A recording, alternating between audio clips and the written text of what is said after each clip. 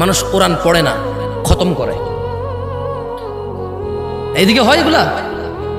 হ্যাঁ, আমার বাপ মরে গেছে আমি পড়বো না, আমি কেমনে পড়ি? এখন আমার বাপ মরে গেছে না, আমি কেমনে পড়বো? মসজিদ থেকে পোলাপাইন নিয়ে এসে একজনে এক পারা পড়বে, মানে ও এক পারা, এই এক পারা, এই এক পারা, এটা নাকি 30 পারা হয়ে গেছে। তাই বললাম কেমন কথা? তাহলে ও এক পারা, এই এক পারা, এই এক পারা, এই এক পারা পড়লে সব 30 পারা একজনের হয়ে গেছে, নাকি এক একজনের এক এক পারা হয়েছে? আর তাও আমার বাপ মরে গেছে, ও পড়লে সব আমার বাপে পাইবে? ওই 300 টাকা যেটা দিছি ওটার হাদিয়ার টাকাই পাবে। তো এত কষ্ট দিয়ে দেওয়ার দরকার, তার টাকাটা দিলেই তো হয়। আমি 300 টাকা নিয়ে সত্তা নেই, বুঝাতে পারি নাই।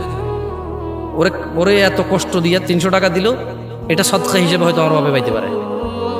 কিন্তু ওর এই আবার এই যে একটা আমল নতুন করে তৈরি করলো মুক্তির পথ, আল্লাহ নবী কি এরকম পদ্ধতি দিয়ে গেছে বলে মনে হয় আপনার? এই কোরআনুল কারীমটা দেন তো, এটা দেন। এই কোরআনুল কারীম, এখানে মুক্তির পথ বলা আছে। হাদিস গ্রন্থে মানুষ মরে গেলে কিভাবে মুক্তি পাবে, পৃথিবী থেকে কে কে তাকে উপকার করতে পারবে, সব বলা আছে। এই সিস্টেমটা বলা নাই।